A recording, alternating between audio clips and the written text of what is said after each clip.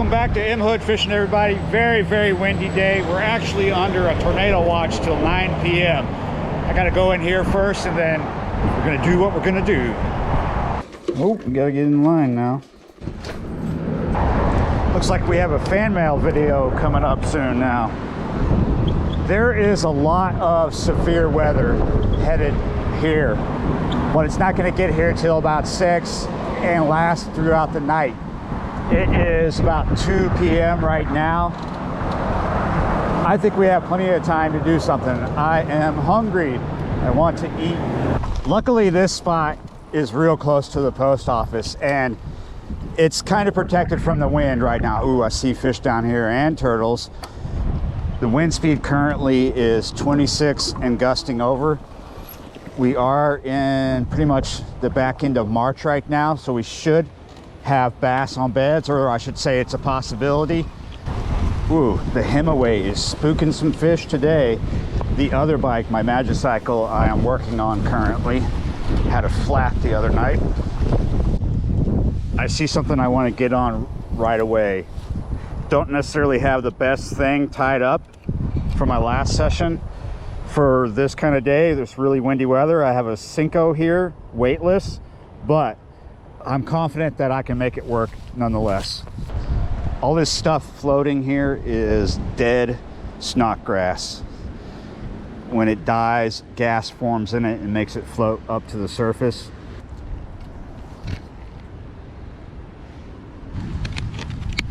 Time to change the bait.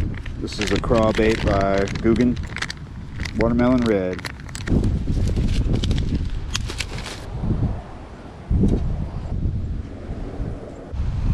It is now 3 o'clock and this little ditch spot is not working out for me. And to make everything worse, we only have 2 hours to fish before the real bad weather gets here, because now it's coming at 5, but it might not. So we have plenty of time, like I said, 2 hours to change this around. This weather is definitely not getting any better. This is a totally different body of water, but does tie into the ditch we were just fishing.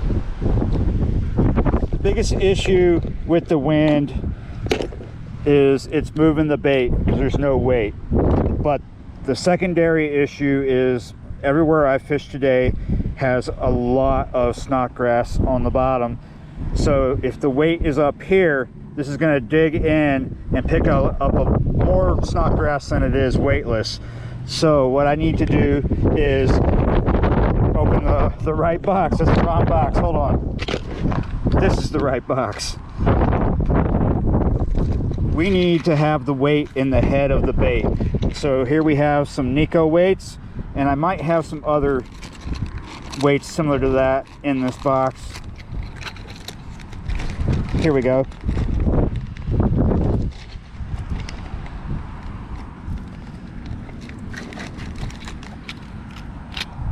This is what I was looking for. This is a tail weight, but we're going to use this instead because they're shorter. This is the tricky part. You want to take this and insert it right here at the head, going straight. You don't want it to go through anywhere. You want it to just go right through the body. Be gentle as you push. Hey,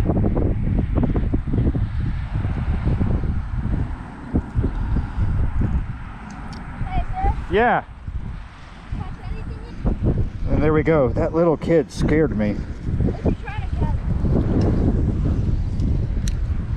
A little more control there. That wind is getting worse, but at least these culverts are not choked.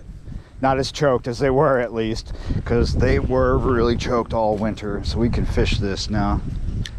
Start by throwing over that way.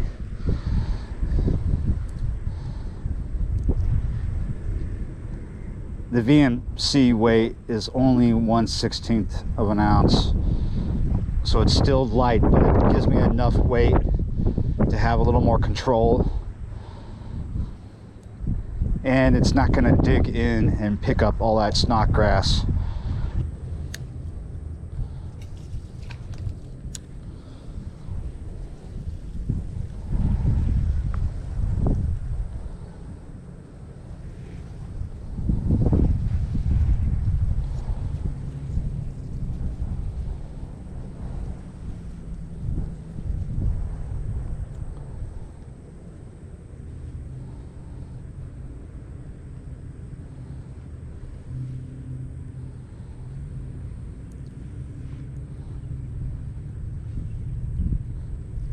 Yeah, got him.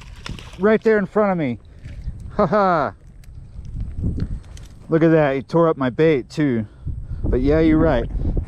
Might be just a little guy, but he'll eat just fine. This is what the bait looks like now. Not a lot left. Didn't lose the tail weight though. I want to keep fishing because it's not absolutely pouring rain or even sprinkling. So we're going to go with the same thing, but a darker version of that. These are the June bug colored ones. We're going to put the tail weight that I took out of the bait that I just caught with in the head of this bait. So this is a Gamakatsu 3 offset worm hook that I'm using.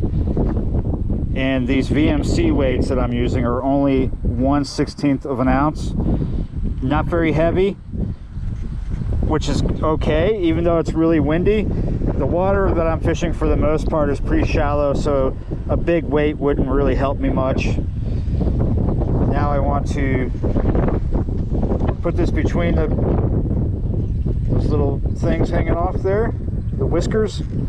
I want it to go in straight through the middle. And there we go.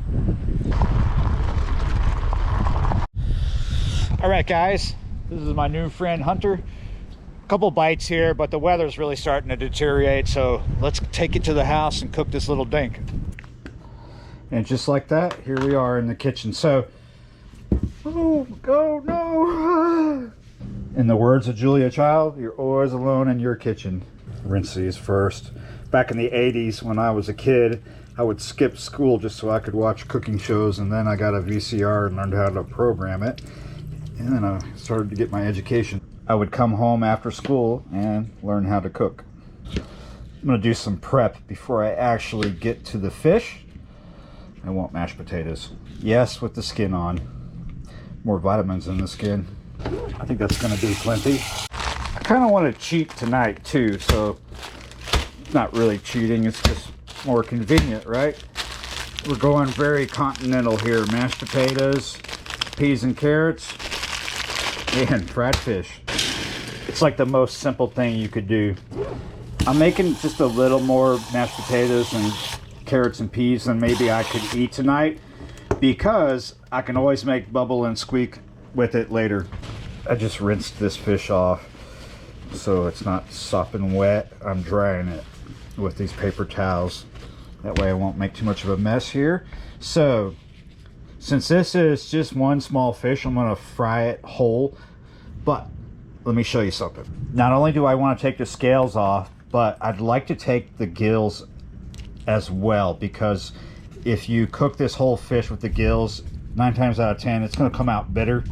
So we are going to clip them out with these scissors. Sometimes it's easy to pluck them out with your hands. And there's the other pair. There we go. Back over to the sink, rinse it one more time. Now we're going to just start back here by the anal fin.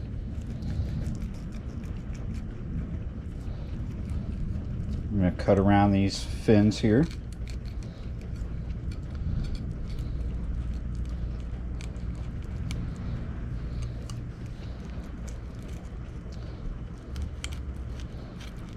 There we go. I want this whole bottom to be open up to the jaw. Open it up. Just scoop that out. Pluck it. And junk it. Get the swim bladder out of there. Now one more time I'm going to rinse this inside out. Get that little bit of blood that's clotted right there out of there. And then we're going to take the scales off. To scale it, I could either use this butter knife, but it's not my favorite. It does work. Makes a bit of a mess. Well, so does this, but this is a little more effective. You can also use the back end of the fillet knife, which is pretty effective. I'm only going to scale this up to here. I'm not going to worry about the scales on the gills or anywhere else on the head. All right, that's ready to go. Gotta rinse it first. Look what I just got. Emergency alert, extreme. Just need one egg. That's good. Put a shot of milk in there real quick. While I am getting the fish ready to fry, I'm gonna go ahead and heat up the oil. We're gonna use peanut oil, but not too much. I don't need too much. Any more than about that would be a waste. Get this mixed up pretty good. Fish is too big to go in here, but it's okay. We're just gonna curl him up and roll him around in it, get him nice and wet. You guys ever tried this? Louisiana fish fry, Cajun fish fry, spicy, spicy, spicy. It's pretty spicy, I like it.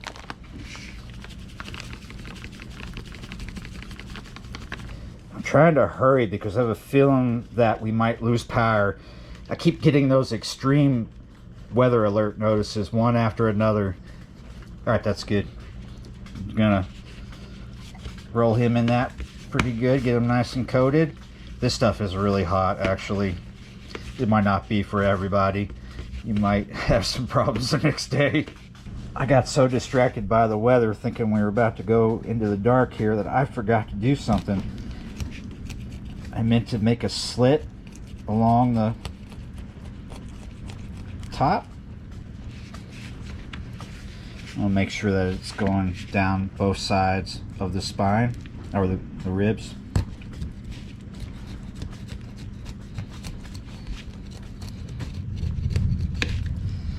And now we want to do some angle cuts like this. Just a couple. That's good. I know these potatoes are ready, but one thing you can do to see, you just want to take a fork or a spoon and see if they're soft. Lots of butter. Lots of butter.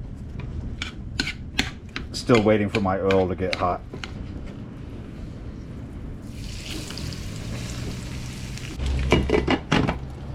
Salt. Lots of salt. Black pepper. Oh man, no, we're about to lose it, aren't we? It flickered. Milk.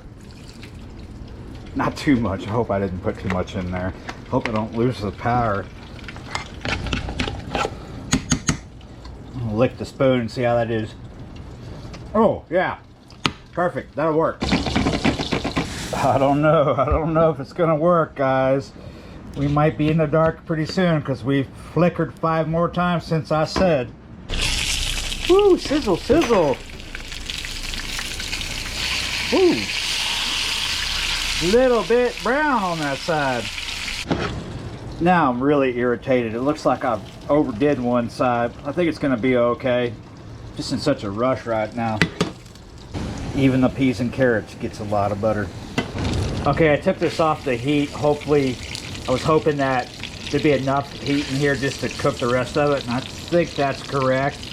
So we got one dark brown side and one kind of not so bad looking side. I think it's gonna be fine. Look at that. It's looking nice. Final touch here.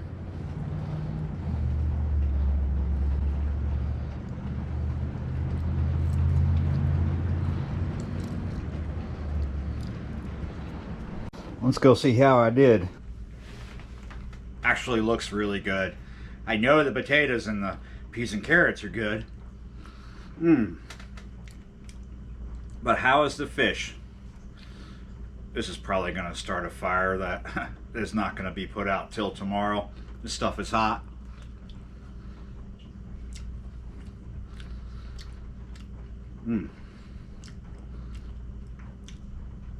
This particular fish fry does have heat to it, quite a bit, but it is really good if you put a lot of lemon juice on it. Pretty tasty. And the fish is great. It's kind of crispy on the outside, but not overcooked on the inside. Wow. You know, I thought I wasn't going to be able to do anything today. Just nothing was really biting. I had a few tail bites from perch, from bluegill, till I finally got this. Could be that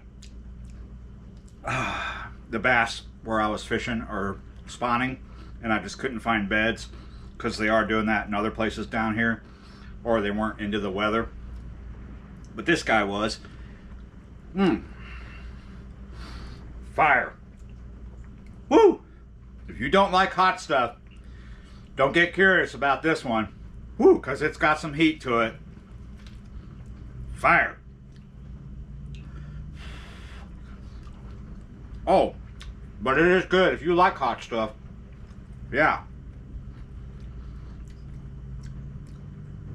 Mashed potatoes definitely definitely help keep the heat down. Oh yeah, that is good. I'll tell you what, guys, I'm gonna take this into the other room where the AC is and the fire extinguisher is, and have at it in there so I can get on top of making this video and getting it out to you guys. Thanks for watching and subscribing, and I'll see you next time. So I just did that outro, looked at my phone as I went in there to start editing, and realized while I was cooking there was actually tornadoes coming through the area somewhere around here. So yeah. All right, guys, thanks for watching.